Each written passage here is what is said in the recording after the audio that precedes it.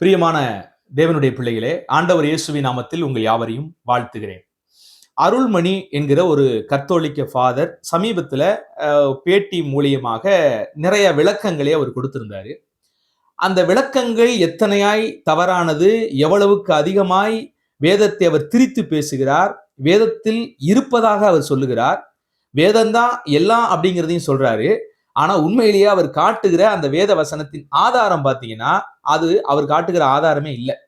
பைபிள்ல ஒண்ணு பேசுது, இவர் அதுக்கு இல்லாததை இவர் அப்படியே திரிச்சு விளக்கம் கொடுக்கிற மாதிரி தான் எல்லாமே இருந்துச்சு. சில வீடியோஸ்குள்ள நீங்களும் பார்த்திருப்பீங்க. ஆனா இந்த வீடியோஸ்ல எளிதாக நீங்கள் புரிந்து கொள்ள சில காரியங்களை நான் பேசலாம் என்று விரும்புகிறேன். அன்பு சகோதரர்களே, கொஞ்சம் கவனிங்க. இங்க ஏதோ ஒரு கத்தோலிக்க ஃபாதரையே குறிச்சு அல்லது கத்தோலிக்கத்தை குறிச்சோ நம்ம தவறு பேசணும் அப்படின்னு நான் நினைக்கல. எந்த இடத்துல வேதத்துக்கு தவறான போதனைகள் இருக்கிறதோ நிச்சயமாக அதை ஒரு தேவ ஊழியர்கள் என்ன செய்யணும், விவரித்து மக்களை விழிப்புணர்வுக்குள்ள சரியான சத்தியத்துக்குள்ள நடத்துவது எங்களுடைய கடமை. அதுக்காக தான் தேவன் எங்களை அபிஷேகம் பண்ணி வச்சிருக்கிறாரு. அன்னைக்கு திருச்சபைக்குள்ள கள்ள உபதேசங்கள் வரும்பொழுது அன்னைக்கு இருந்த எல்லா அப்போஸ்தலர்களுமே அதை கடிந்து கொண்டு மக்களுக்கு எச்சரிக்கை விடுக்கிற சத்தத்தை நம்ம பார்க்கிறோம். கத்தோலிக்க திருச்சபையும் கூட நாங்க தான் ஆதி திருச்சபை என்கிற ஒரு பொய்யை பேசினாலும் கூட, நாங்க தான் வேதத்தையே கொண்டு வந்தோம் அப்படிங்கிற ஒரு மிகப்பெரிய பொய்யை பேசினாலும் கூட, அது மிகப்பெரிய கரெக்டாக சத்தியத்தை விட்டும் தேவனை விட்டும் வெகு தூரம் போன ஒரு பிரிவாக அது காணப்படுகிறது அப்படிங்கிறதான் உண்மை. அப்படிங்கிறப்ப மக்கள்கிட்ட அவங்க என்ன செய்யறாங்கன்னு, இன்னைக்கு நிறைய நாங்க வசனத்தின் அடிப்படையில் தான் பேசுறோம் அப்படின்னு மிகப்பெரிய அநேக பொய்களை பிணைத்து பிணைத்து பேசுறாங்க. அப்போ ஒரு தேவ மனிதனாகிய நாங்கள் நிச்சயமாக அதை குறித்து விளக்கப்படுத்த வேண்டிய அவசியம் இருக்கிறது. ஆண்டவர் அன்னைக்கு பிதாவாகிய தேவன் அன்றைக்கு கொடுத்த இஸ்ரவேல் ஜனங்களுக்கு கொடுத்த அநேக கற்பனைகள் இதை திரித்து உபதேசித்தாங்க வேதபாரகர், பரிசேயர் போன்றவங்க எல்லாம். அப்பா அம்மாவுக்கு செய்ய வேண்டிய கடமைய குர்பான்கிற காணிக்கு எங்களுக்கு நீ கொடுத்துட்டா போதும், அப்பா அம்மாவுக்கு நீ எந்த கடமையும் செய்ய தேவையில்லை. ஓய்வு நாள்ல நீ இவ்வளவு கிலோமீட்டர் நடந்தா போதும், அதுக்கு மேல ஒரு அடி எடுத்து வச்சா அது ஒரு மிகப்பெரிய பாவம். அந்த ஓய்வு நாள்ல ஏதாவது ஒரு மிருகங்கள் விழுந்துச்சுன்னா நீ தூக்கி விட்டு காப்பாத்தலாம்.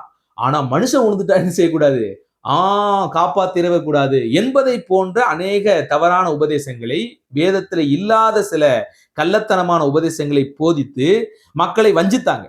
அப்ப இயேசு கிறிஸ்து என்ன செய்தார்? கடிந்து கொண்டார். அதுபோல நிருபங்கள் தோறும் நீங்க பார்க்கும்போது சபைகளுக்குள் நுழைந்த அநேக கள்ள உபதேசங்கள், அவங்களும் பைபிள் வச்சுட்டு தான் வந்தாங்க. வேதமே சொல்லுது, அநேக கள்ள போதகர்கள் திருவசனத்தை அவங்க என்ன செய்வாங்கன்னா திரித்து பேசுவாங்க. பேதுரு கூட எவ்வளவு அற்புதமா எழுதுறாரு பாருங்க. 2 பேதுரு புத்தகம் 2ஆம் அதிகாரம் 1ஆவது வசனத்துல, கள்ள தீர்க்கதரிசிகளும் ஜனங்களுக்குள்ளே இருந்தார்கள். எப்ப? ஆமா, இவர்களுக்கு முன்பாக நிறைய கள்ள தீர்க்கதரிசிகள் இருந்தாங்க. ஆனா அப்படியே உங்களுக்குள்ளும் கள்ள போதகர்கள் இருப்பார்கள். அவர்கள் கேட்டுக்கேதுவான வேத பொருட்களை தந்திரமாக நுழைய பண்ணி தங்களை கிரயத்துக்கு கொண்ட ஆண்டவரை மறுதலித்து தங்களுக்கு தீவிரமான அழிவை வருவித்துக் கொள்வார்கள் என்று சொல்லி நம்ம பார்க்கிறோம். அப்ப அன்னைக்கே நிருபங்கள்லையும் பார்த்தீங்கன்னா அநேக பரிசுத்தவான்கள், அப்போஸ்தலர்கள், அநேக கள்ள போதகர்கள் தோன்றுவாங்க. அவர்கள் வேதவசனத்தை திரித்து கள்ளத்தனமாக உபதேசிப்பாங்க. அவர்களை குறித்து நீங்க ரொம்ப எச்சரிக்கையா இருக்கணும் அப்படின்னு அவங்களும் பேசியிருக்கிறாங்க. அந்த அடிப்படையில தான் இன்னைக்கு நாமும் என்ன செய்கிறோம், வேதத்துக்கு புறம்பாக விளக்கம் கொடுக்கிற எந்த கள்ள போதனைக்கும் விரோதமாக நம்ம பேசுகிறோம். அது எங்களுடைய கடமை. இதை நீங்க புரிஞ்சுக்குவீங்க நம்புறேன். சரி, இப்ப ஃபாதர் அவர்கள், அருள்மணி அவர்கள் வேதத்தை சரியாக விளக்கப்படுத்தி இருந்தால் அவருக்கு நம்ம ஒரு பாராட்டு கொடுத்திருக்க முடியும். அவரை பாராட்டி கூட நம்ம வீடியோக்குள்ள பேசியிருக்க முடியும். ஆனா அவர் அப்படி செய்யல. வேதத்தில் இருக்கிறது இருக்கிறது என்று கொண்டு போயிட்டு கடைசியில பாத்தீங்கன்னா ஒண்ணுமே இல்லாத ஒரு விஷயத்தை இருக்கிறதுன்னு தப்பு தப்பா அவர் விளக்கம் கொடுக்கிறார். நல்லா கவனிங்க. துணிகரமாக அவர்கள் தங்களை ஆதி திருச்சபை என்று சொல்லுவார்கள். ஆனா ஆதி திருச்சபையில எங்கேயாவது மரியாள் வணக்கத்தை நம்ம பார்க்கிறோமா? மரியாதை குறிச்சு எங்கேயாவது எந்த அப்போஸ்தலர்களும் டீட்டெயிலா அவங்க பேசுற விஷயத்தையாவது எங்கேயாவது கவனிக்கிறோமா? அவங்க பேச்சு, மூச்சு, சுவாசம் எல்லாம் பார்த்தீங்கன்னா இயேசு கிறிஸ்துவை பற்றியதா இருந்துச்சு. சிலுவையை பற்றிய உபதேசத்தை அல்லாமல் வேறு ஒன்றையும் குறித்து நான் உங்களுக்கு உபதேசிக்கவும் இல்லை. அதுதான் எங்களுடைய மேன்மை என்று எல்லா அப்போஸ்தலர்களுமே இயேசு கிறிஸ்துவையும், இயேசு கிறிஸ்து சிலுவையில் பட்ட பாடுகள், அதன் மூலியமாக மனுக்குலத்துக்கு வருகிற மீட்பையும் குறித்து தான் ஒட்டுமொத்தமாக எல்லா அப்போஸ்தலர்களும் பேசினாங்க. எங்குமே இந்த மரியாள் வாழ்கைன்னு அடிக்கடி அவங்க உச்சரித்து கொண்டே இல்லை. நல்லா கவனிங்க, வேதத்தை நோட் பண்ணுங்க. பைபிள்ல எந்த இடத்துல எல்லா அப்போஸ்தலர்களும் எங்கேயாவது மரியாளே வாழ்க மரியாளே வாழ்கன்னு ஏதாவது பேசிக்கிட்டே கிடந்தாங்களா? இயேசு கிறிஸ்து பிறக்கிறதுக்கு மரியாளையை தேவன் தெரிந்தெடுத்தார். அதனால தேவதூதன் வரும்போது அந்த மரியாளை வாழ்த்துகிற ஒரு சத்தத்தை பார்க்கிறோம். நிச்சயமாக மரியாள் ஒரு பரிசுத்தமான பெண்மணி, தேவனுக்கு தன்னை தத்தம் செய்த பெண்மணி. அவர்களிடத்திலே நாமும் கற்றுக்கொள்ள வேண்டும். அதெல்லாம் உண்மைதான். நாங்க ஒன்னும் அதை மறுதலிக்கல. நிச்சயமாக மரியாள் எல்லாம் மற்ற ஏனைய தேவனுடைய மனுஷர்களைப் போல நாங்களும் அவர்களை என்ன செய்யறோம்? மதிக்கிறோம். ஆனா வேதம் காட்டாத ஒரு உயர்ந்த நிலைமையில அவங்களை கொண்டு போய் வச்சு அதனால நம்ம ஒரு பாவத்தை என்ன செஞ்சிடக்கூடாது. தேவனுக்கு நிகராக யாரையும் கொண்டு போய் சமமாக என்ன செஞ்சிடக்கூடாது, வைத்து விடக்கூடாது என்பதையே நாங்க ஆணித்தரமாக போதிக்கிறோம். இன்னும் பாத்தீங்கன்னா ஜெபமாலை முறை எங்கேயாவது பைபிள்ல இருக்குதா அப்படின்னு கேட்டா கிடையாது. எங்கேயாவது போப் அப்படிங்கிற ஒருவரை பட்டம் சுட்டி அவர் தான் எல்லாவற்றுக்கும் மேலான அதிகாரம் அப்படின்னு நீங்க ஒரே ஒருத்தர்கிட்ட எல்லா அதிகாரமும் இருந்ததை எங்கேயாவது வேதத்துல பாத்தீங்கன்னாலும் இல்ல. அன்னைக்கு அதிகாரம் 12 அப்போஸ்தலர் இடத்துல இருந்தது. யார் குற்றம் செய்தாலும் இன்னொருவர் தட்டி கேட்கிற அளவுக்கு தான் கடவுள் என்ன செஞ்சிருந்தா அங்க வச்சிருந்தார். பேதுரு தப்பு செய்த போதே பவுலடிகள் தட்டி கேட்கிற மாதிரி தான் அன்னைக்கு திருச்சபை இருந்துச்சு. ஆனா இன்னைக்கு போப்பாண்டவர் தப்பு செஞ்சா தட்டி கேட்ட முடியுமா?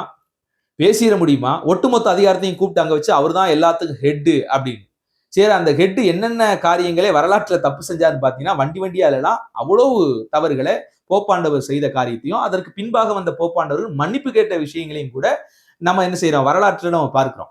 அப்ப ஆதி திருச்சபையினுடைய ஒரு குவாலிட்டி கூட இவங்க கிட்ட இல்லாதப்ப இவங்க தங்களை ஆதி திருச்சபை என்று அடையாளப்படுத்திக் கொள்வதே மிகப்பெரிய ஒரு வேடிக்கையான செய்தியா இருக்கு.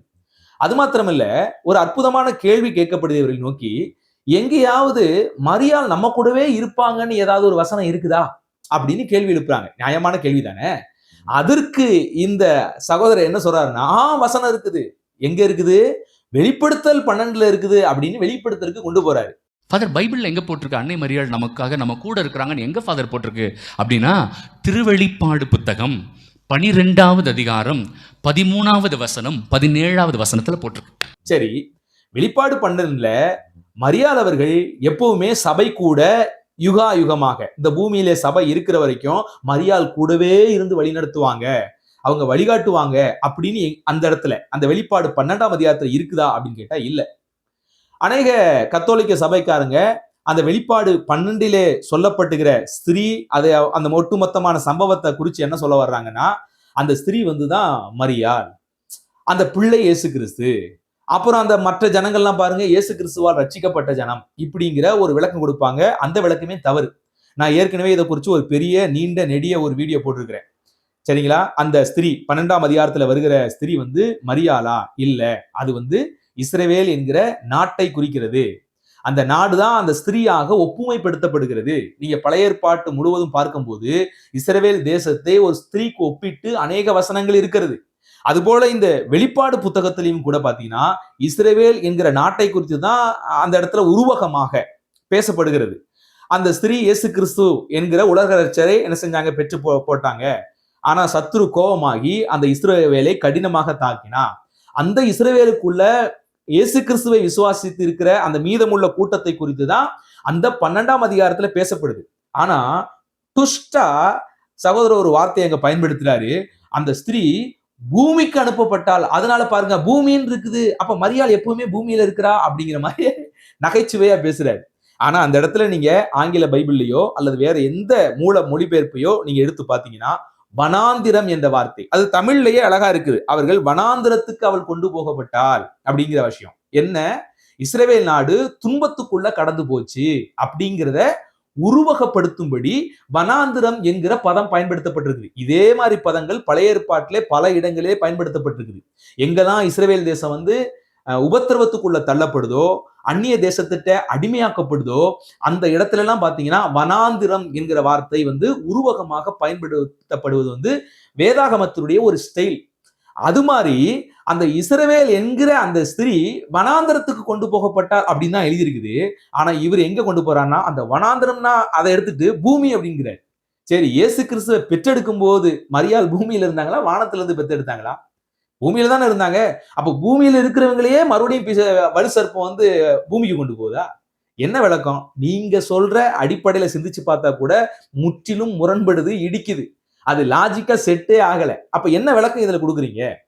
நீங்க மரியாதை நீங்க அளவுக்கு அதிகமா விசுவாசிங்கன்னா நீங்க விசுவாசிட்டு போங்க. அதுக்கு ஏன் பைபிள் எடுக்கிறீங்க? பைபிள் அப்படிப்பட்ட விஷயங்கள்லாம் இல்ல. எந்த இடத்துலயும் நீங்க சொல்ற மாதிரி மரியாளை தூக்கி பிடிக்கிற சம்பவங்கள் வேதாகமத்திலே இல்ல. இயேசு கிறிஸ்துவே மரியாளை பார்த்து, ஸ்திரியே உனக்கும் எனக்கும் என்ன அப்படின்ட்டாரு. இயேசு கிறிஸ்துவ பார்க்கறக்கு மரியாளும் அவருடைய சகோதரர்களும் வரும்போது கூட, பிதாவினுடைய சித்தத்தை செய்கிறவங்க தான் என் சகோதர சகோதரியே, என் தாய் அப்படின்ட்டு போயிட்டாரு.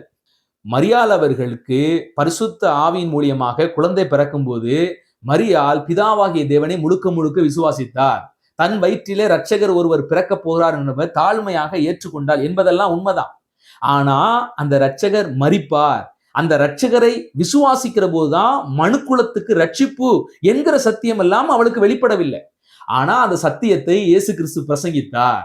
இயேசு கிறிஸ்துவினுடைய சீஷர்கள் பிரசங்கித்தார்கள். ஆனா அவளுக்குள்ள நிறைய சந்தேகங்கள் இருந்துச்சு. அதனாலதான் இயேசு கிறிஸ்து இந்த வார்த்தையை பயன்படுத்துகிறார். யாரெல்லாம் பிதாவின் சித்தம், பிதாவின் சித்தம்னா என்ன? என்னை விசுவாசிக்கிறவன் மரித்தான் பிழைப்பான். இறுதியாக குமாரன் மூலியமாக தேவன் திருவுளம் பற்றி இருக்கிறார். ஆதியில பங்கு பங்காக வகை வகையாக திருவுளம் பற்றின தேவன் இந்த கடைசி நாட்களில் குமாரன் மூலியமாக திருவுளம் பற்றினார். அப்ப இந்த விஷயம் மரியாளுக்கு புரியாததுனால அவள் இயேசு கிறிஸ்துவை இரட்சகராக ஏற்றுக்கொண்டு, மீட்பராக ஏற்றுக்கொண்டு, அவர் எனக்காக பலியானார், அவர் எனக்காக ரத்தம் சிந்தி இருக்கிறார் என்பதை விசுவாசிக்க முடியாத ஒரு தடுமாற்ற நிலையிலே அவர் இருக்கிறார். அதனால அவளுக்கும் பரிசுத்த ஆவியானுடைய அபிஷேகம் பெற வேண்டியதா இருந்தது. அவளும் ஆண்டவராக இயேசு கிறிஸ்துவை விசுவாசித்து ஏற்றுக்கொண்டு ரட்சிப்படைய வேண்டியதா இருந்துச்சு. அதனாலதான் ஆண்டவர் அந்த இடத்துல இந்த வார்த்தையை சொல்றாரு, பிதாவின் சித்தத்தை யாரு செய்யறாங்களோ அவங்களே என்னுடைய தாய் தகப்பன், அவங்களே என் சகோதர சகோதரிகள் என்று இயேசு பேசினார். வேதாகமம் முழுக்கவும் பார்க்கும்போது இயேசு கிறிஸ்து மரிக்கிற வரைக்கும் இயேசு கிறிஸ்துவை ரட்சகராக மரியாள் என்ன செய்ய முடியல, விசுவாசிக்க முடியல. ஏன்னா அவங்க இருந்த அந்த பொசிஷன்.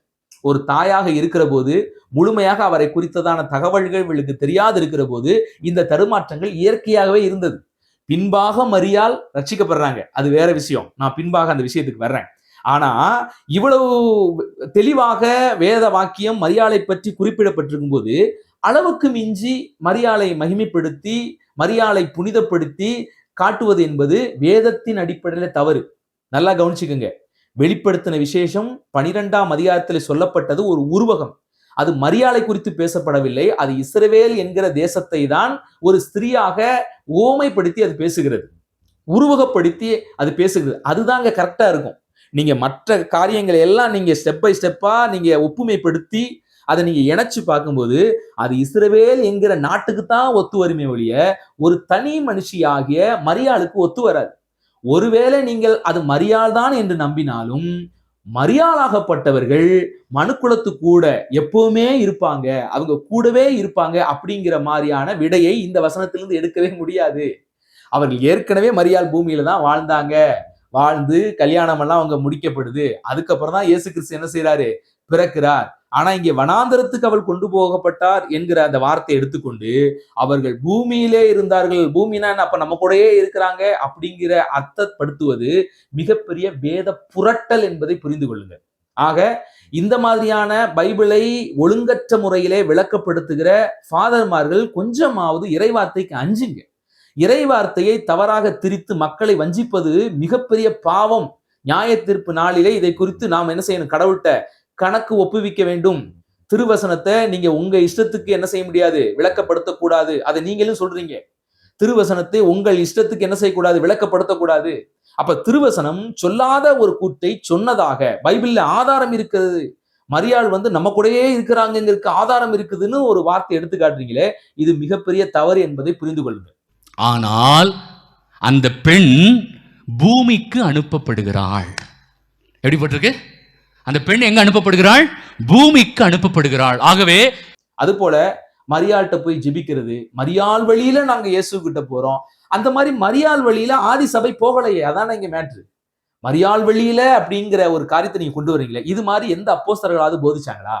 மரியாள் வழியாக இயேசு, மரியாள் இடத்திலே ஜெபித்து நாங்க இயேசு விட்ட பெறோம். எங்கேயாவது ஆதி சபை மக்கள் எவ்வளோ அவங்க முதல் நூற்றாண்டு வரைக்கும் எப்படியெல்லாம் அவங்க ஆவிக்குரிய வாழ்க்கையில பயணம் செஞ்சாங்க, கிறிஸ்துவுக்காக என்ன செஞ்சாங்க, எப்படி ஜெபிச்சாங்க, எல்லாமே பைபிள்ல இருக்குல்ல.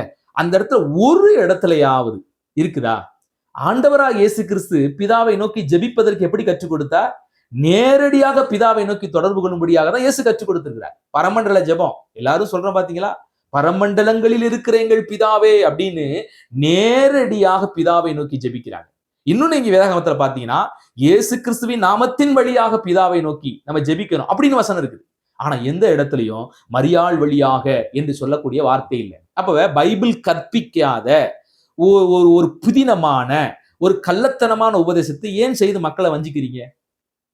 அன்னை மரியாள நீங்க வைக்க வேண்டிய இடத்துல வைங்க, நாங்க அவங்கள மதிக்கிறோம், அதெல்லாம் வேற விஷயம். எப்படி அப்போஸ்தலர்களை மதிக்கிறோமோ, எப்படி பேதுருவை மதிக்கிறோமோ, எப்படி பவுலை மதிக்கிறோமோ, எப்படி பைபிளில் காணப்படுகிற ஏனைய பரிசுத்தவான்களை மதிக்கிறோமோ, அது போல அன்னை மரியாளும் தேவனுக்காக வாழ்ந்தவர்கள். அந்த இடத்துல வைங்க.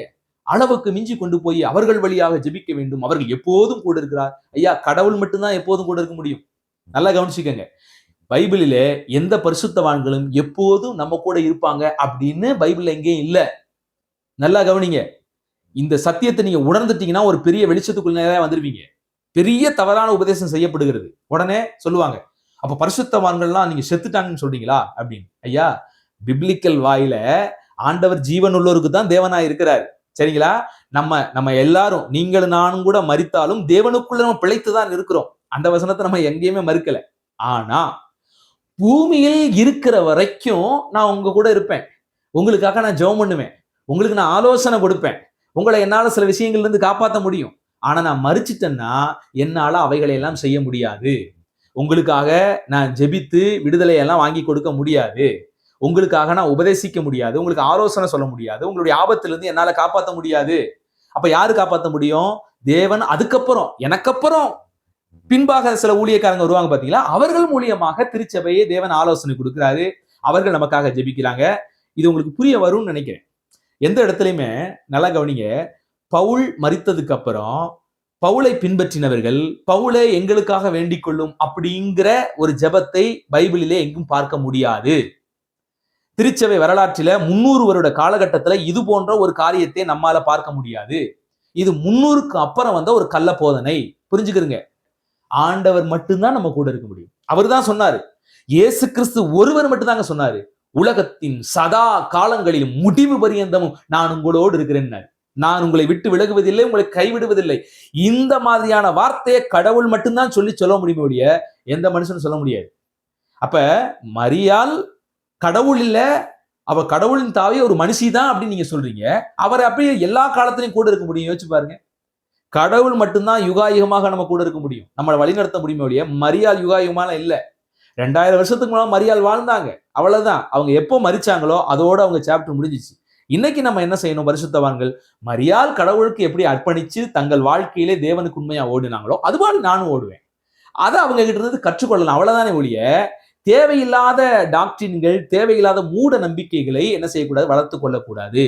மீண்டும் சொல்லுகிறேன், மரியாள் வழியாக ஜெபிப்பது ஆதி திருச்சபையினுடைய வழக்கம் அல்ல, அது கிறிஸ்தவத்தின் வழக்கம் அல்ல. கிறிஸ்துவை நோக்கி ஜெபிப்பதுதான் நம்முடைய வழக்கம். நேரடியாக உங்களுக்கு எனக்கும் தொடர்பு தேவனிடத்தில் இருக்கிறது.